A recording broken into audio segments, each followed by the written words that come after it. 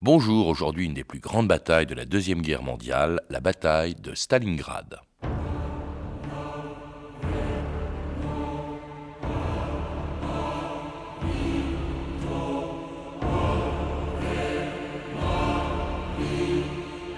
C'est à Stalingrad que les gonds du destin ont tourné. Winston Churchill.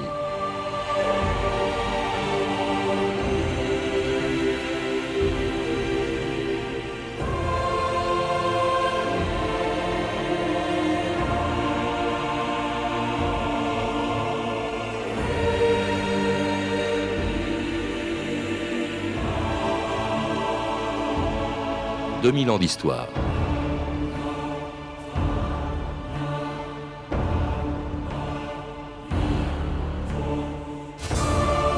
Ce fut la plus grande bataille de la Deuxième Guerre mondiale. 7 mois de combat pour une ville où sont morts 1 million d'hommes. Un symbole pour Staline dont la ville portait le nom, et pour Hitler qui, pour ne pas y subir la première grande défaite de la Wehrmacht, y perdit une armée de 300 000 hommes. Tout avait pourtant bien commencé pour les Allemands. Victorieux sur tous les fronts depuis 1939, en Pologne, en France, en Yougoslavie et en Grèce, ils étaient entrés sans difficulté en Russie en juin 1941. Mais ils y découvrirent très vite une résistance inattendue à Leningrad, devant Moscou, et surtout à Stalingrad où les soldats de la 6e armée du général von Paulus mirent 4 mois pour entrer dans ce qui allait devenir pour eux un enfer. C'était en novembre 1942. Devant Stalingrad, les batteries allemandes ouvrent le feu dans le but d'enrayer une violente attaque soviétique.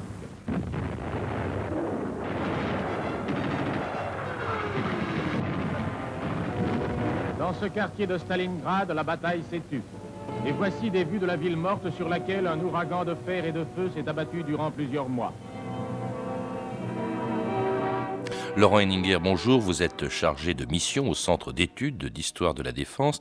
Alors avec vous, nous allons parler d'une des plus grandes batailles de l'histoire, la bataille de Stalingrad, qui a inspiré un film impressionnant de Jean-Jacques Hano, où l'on voit avec quel acharnement, en 1942 et 1943, les Russes et les Allemands se sont battus pour cette ville qui représentait, je crois, un enjeu considérable pour les deux pays. La ville, au départ, avait une importance très nette, mais malgré tout secondaire, paradoxalement. C'est-à-dire que le but principal de cette offensive allemande à l'été 1942 est le Caucase, c'est-à-dire beaucoup plus au sud que Stalingrad, dans le but de s'emparer des puits de pétrole du Caucase. Et les Allemands cherchent à s'emparer de Stalingrad, d'abord et avant tout pour protéger leur flanc gauche de cette pointe avancée de leur armée qui s'enfonce vers le Caucase, et puis aussi, accessoirement, je dirais, pour couper les lignes de communication entre le nord et le sud de la Russie, non seulement les lignes de communication par le fleuve, la Volga, mais également Sur laquelle est Stalingrad, oui. le long de laquelle Stalingrad est implanté, mais également parce que Stalingrad est un très important nœud ferroviaire. Donc effectivement, il faut rappeler que les Allemands au même moment étaient devant Moscou depuis déjà plusieurs mois et que ça aurait permis la prise de Stalingrad de tourner Moscou, ou en tout cas de couper Moscou de sa ligne de ravitaillement qui passait par la Volga. En tout cas, c'est une importance que souligne Hitler lui-même dans un discours à Munich le 8 novembre 1942.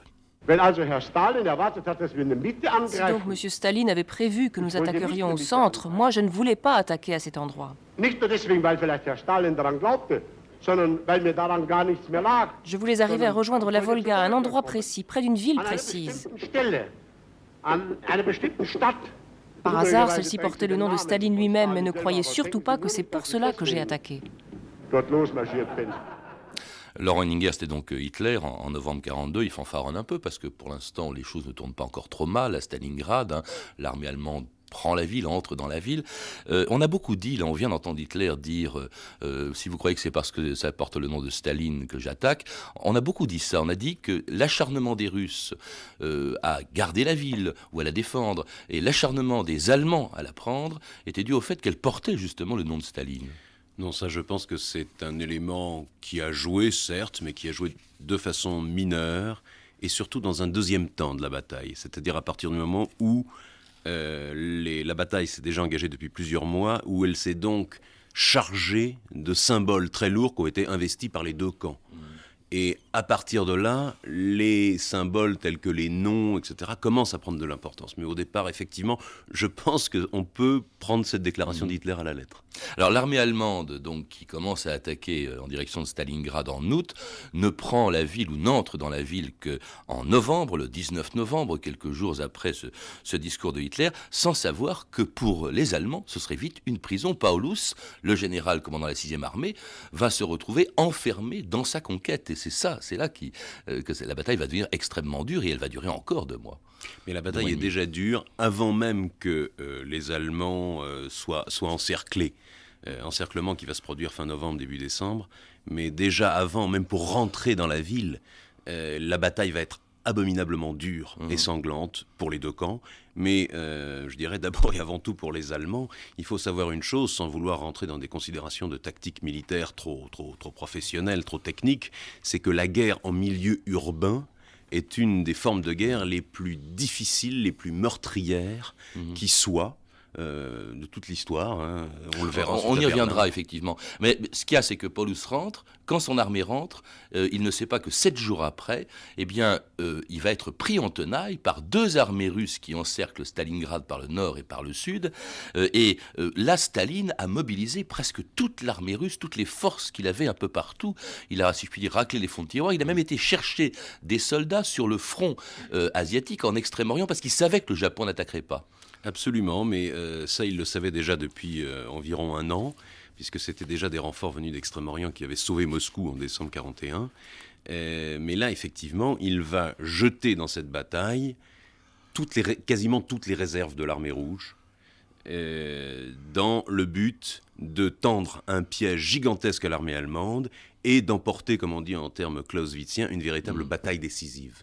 L'armée rouge, mais aussi l'aviation. On écoute le serment prêté par les pilotes russes au numéro 1 soviétique pendant l'automne de 1942.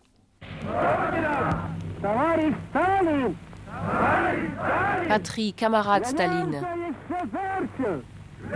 nous jurons de monter une garde vigilante autour du cœur de la patrie. Nous jurons de ne pas ménager nos forces, notre sang et notre vie. Mort à l'occupant allemand.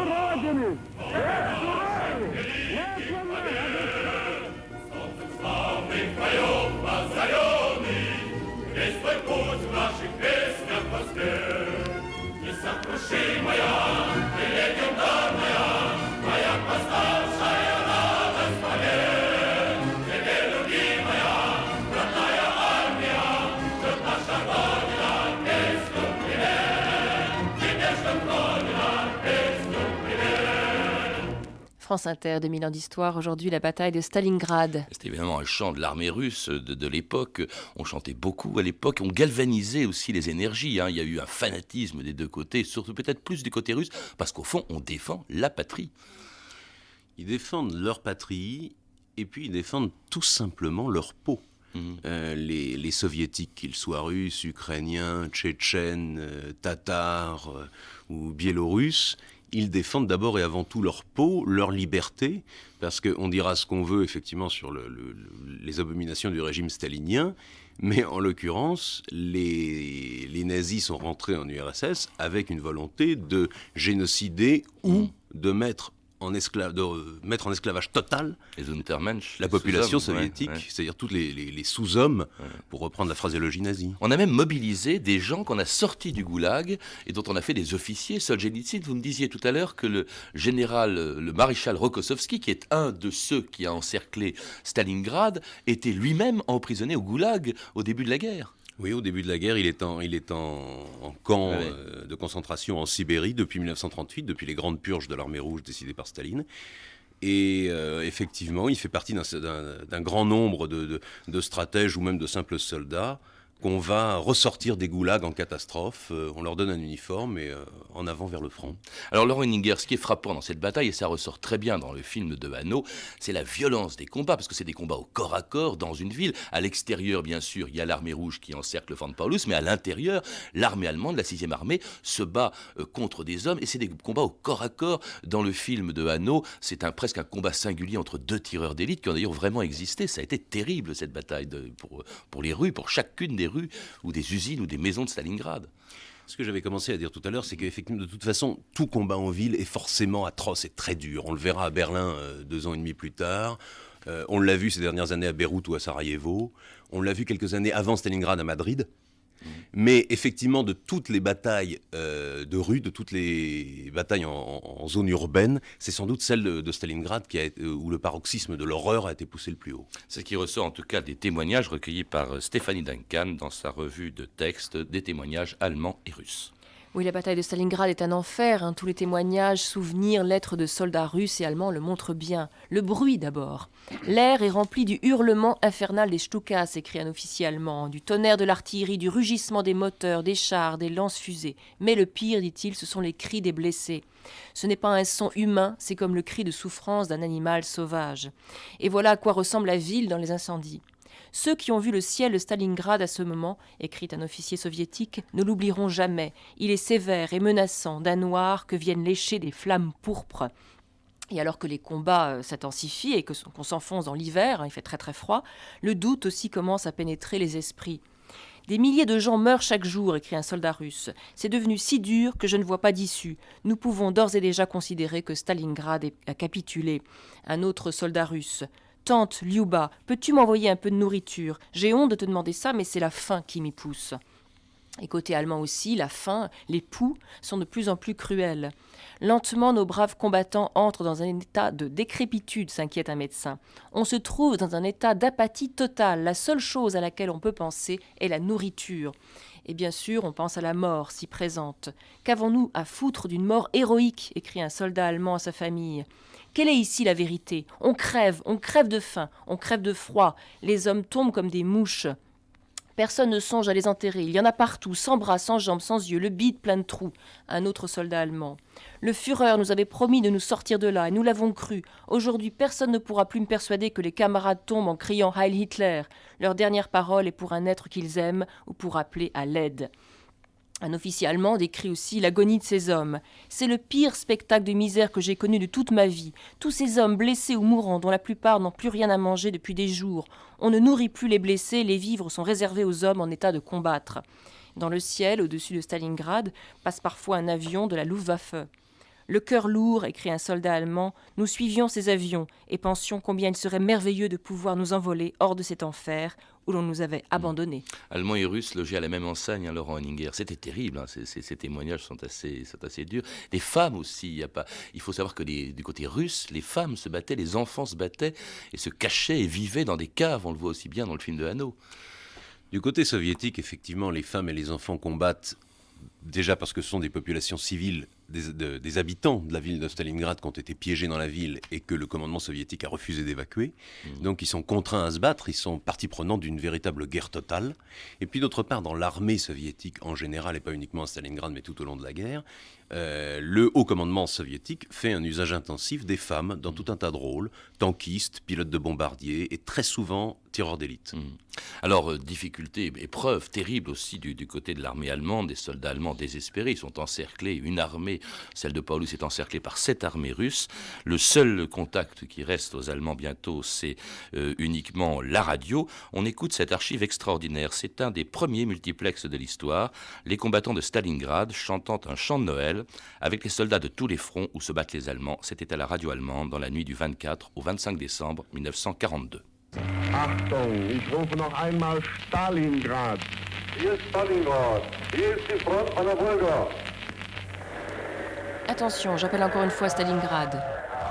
Ici Stalingrad, ici le front sur la Volga.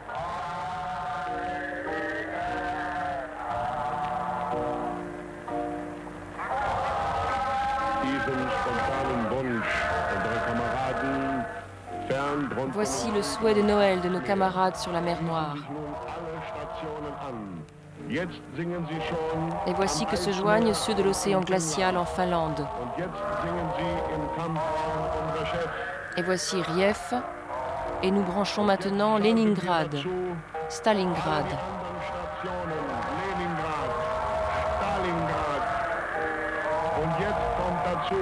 Et maintenant, tous chantent ensemble dans cette minute.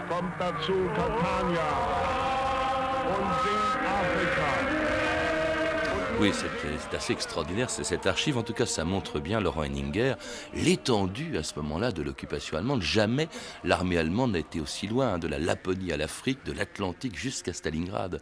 C'est immense, les conquêtes allemandes, à ce moment-là. Et ils n'iront pas plus loin, en fait. C'est le point maximal d'extension de l'impérialisme nazi, puisqu'il faut l'appeler par son nom, en cette fin d'année 42, effectivement. Mais en même temps, eh bien, c'est un territoire tellement vaste qu'il est intenable. Et ils n'iront pas plus loin, mais en même temps, Hitler exige de son armée, de sa 6e armée, exige qu'elle reste dans Stalingrad. Est-ce qu'il y avait encore une chance de sortie, Laurent Henninger ? De sortie, pas véritablement. Mais donc ils étaient sacrifiés. Pas nécessairement. C'est-à-dire qu'on a beaucoup brocardé Hitler et sa décision quasi hystérique d'ordonner à Paulus et à la 6e armée de rester sur place. Mais c'est un thème qui est très controversé par les historiens militaires d'aujourd'hui, puisqu'il semblerait que, d'un point de vue strictement tactique, l'ordre d'Hitler n'était pas totalement idiot, puisque une armée, enfin une troupe, quelle qu'en soit la taille, qui décroche d'une position, qui part en retraite, est une armée qui est en position d'extrême faiblesse. Donc il vaut mieux à la limite rester sur place et attendre que de l'extérieur, une autre armée de secours vienne en quelque sorte introduire un pont en quelque sorte. C'est d'ailleurs ce qui a été tenté. Je crois que l'armée de von Manstein, qui était partie vers le Caucase, est remontée vers Stalingrad ensuite. Elle est remontée, elle a tenté de percer en direction de Stalingrad pour rompre l'encerclement de la 6e armée allemande et lui porter secours. Mais cette tentative de contre-offensive de von Manstein s'est heurtée à des contre-offensives de l'armée soviétique et elle a échoué.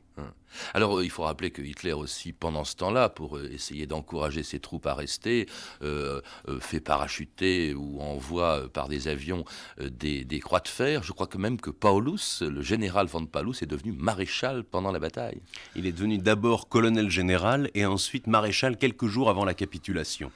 Mais c'était une manœuvre politique et symbolique de Hitler, parce qu'il savait que de toute l'histoire de l'armée allemande, depuis le XVIIe ou XVIIIe siècle, aucun maréchal allemand n'avait jamais capitulé. Donc il pensait qu'en nommant, depuis Berlin, par radio, en nommant Paulus maréchal, il allait l'empêcher de capituler. Mais 3 jours après, il capitulera quand même. Effectivement, c'est un maréchal qui capitule le 31 janvier 1943 et qui se rend donc au général Chouikov, commandant la 64e armée soviétique.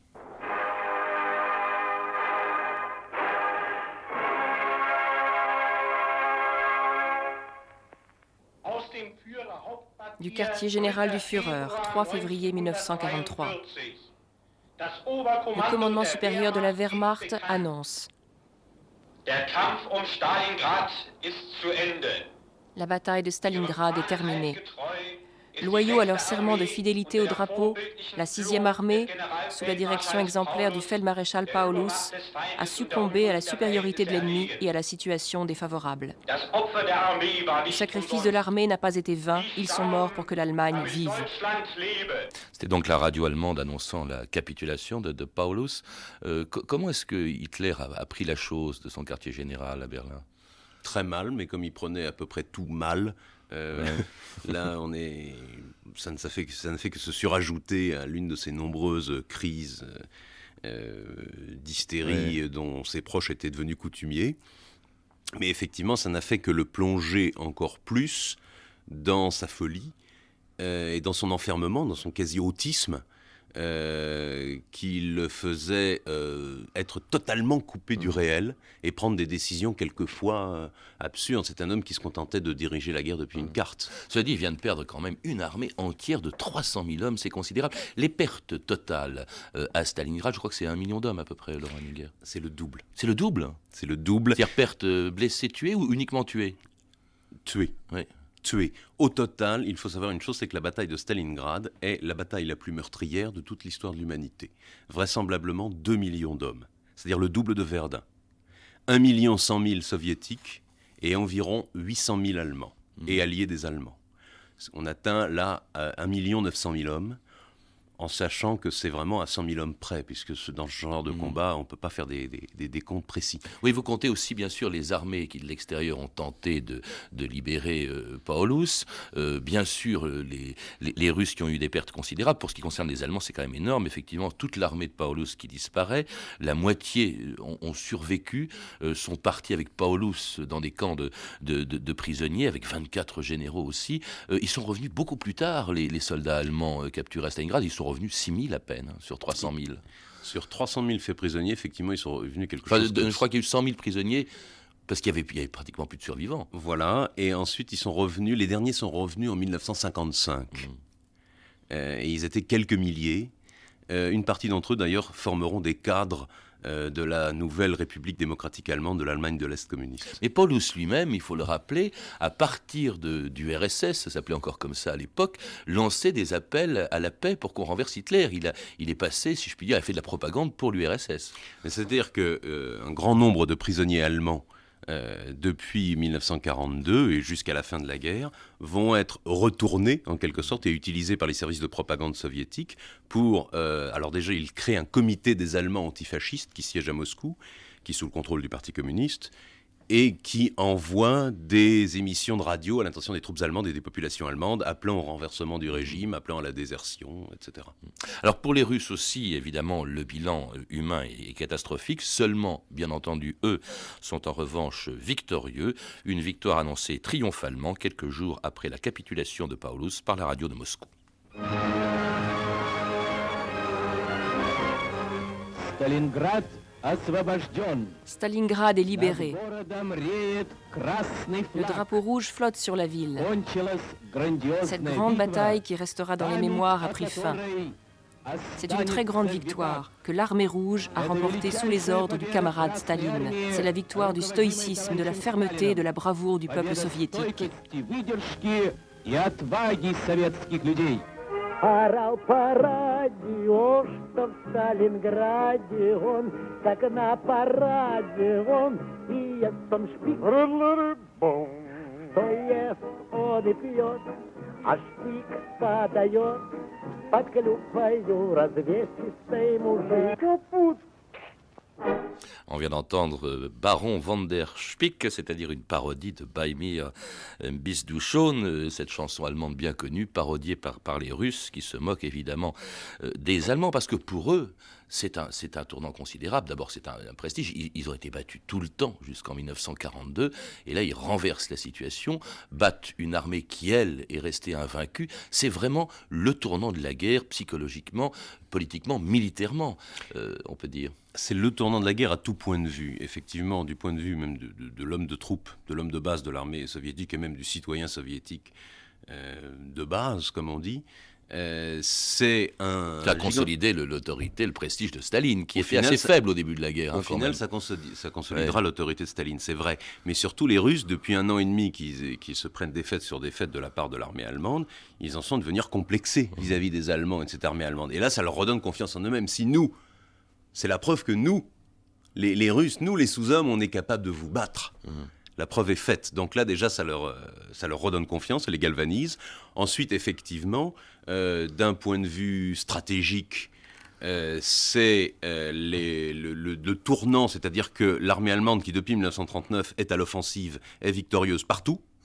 Là, elle commence à refluer. Et elle ne va pas cesser de le faire pendant 3 ans. Elle ne va plus cesser de le faire. Jusqu'à Berlin. C'est-à-dire que là, le sens, en quelque sorte, des opérations est totalement inversé. Et ça, c'est un véritable tournant, sans compter le retentissement que cette victoire soviétique a au niveau planétaire. Au niveau planétaire, parce qu'en plus, c'est effectivement le tournant de la guerre partout. Il faut rappeler que quelques mois avant la chute de Stalingrad, il y a eu le débarquement en Afrique du Nord, qu'il y a eu la bataille de El Alamein, première défaite en Afrique du Nord pour les Allemands, et puis ensuite les défaites vont se succéder. Dans la mémoire d'abord des Russes, Stalingrad, évidemment, c'est important, mais je suis frappé du fait que la guerre se résume pour beaucoup de jeunes, notamment, quand on leur apprend cette histoire-là, essentiellement par le débarquement en Normandie, etc., en oubliant un peu Stalingrad. Jusqu'au film de Jean-Jacques Hano, il n'y a pas eu de grand film consacré à cette bataille cette guerre d'abord en général sur le front russe, et à cette bataille de Stalingrad, qui était, vous le disiez, la plus grande, la plus importante de l'histoire de l'humanité, pourtant. Alors, rétablissons la vérité, il y a eu un excellent film sorti il y a 7 ans, mais qui est passé assez inaperçu, qui s'appelait Stalingrad, tout simplement, un film allemand, qui racontait la vie d'une section de fantassins allemands dans les ruines de Stalingrad, qui était un excellent film, et qui montrait bien l'état de clochardisation de l'armée allemande à la fin de la bataille. Un film splendide et assez terrifiant. Cela dit, il est vrai que pour des raisons, du fait de 40-50 ans de guerre froide essentiellement, on a considérablement en Occident amoindri le rôle de l'Union soviétique pendant la Seconde Guerre mondiale. Et ce qui est intéressant de savoir, c'est que pour le peuple soviétique, pour la propagande soviétique pendant 50 ans, le concept même de Seconde Guerre mondiale n'existe pas. Pour eux, il y a la Grande Guerre patriotique, antifasciste, et tous les autres fronts, l'Afrique du Nord, la France, l'Italie, etc., sont secondaires. Alors par-delà l'exploitation par la propagande stalinienne, par-delà ça, c'est réel. Merci Laurent Henninger. Je rappelle que vous avez collaboré au Dictionnaire de stratégie dirigé par Thierry de Montbrial et Jean Klein, édité aux Presses universitaires de France. À lire également Sur la bataille de Stalingrad, Vaincre ou mourir à Stalingrad de William Craig, édité chez Pocket, et puis Stalingrad d'Anthony Beevor aux éditions de Fallois. Vous pouvez retrouver ces renseignements en contactant le service des relations avec les auditeurs au 0892 68 10 33, 34 centimes d'euros la minute, ou nous contacter sur franceinter.com. C'était 2000 ans d'histoire. La technique Michel Béziquian et Christophe Goudin, documentation Anne Weinfeld et Virginie Bloch-Lenné, revue de texte Stéphanie Duncan, une réalisation de Anne Kobilac. Une émission de Patrice Gélinet.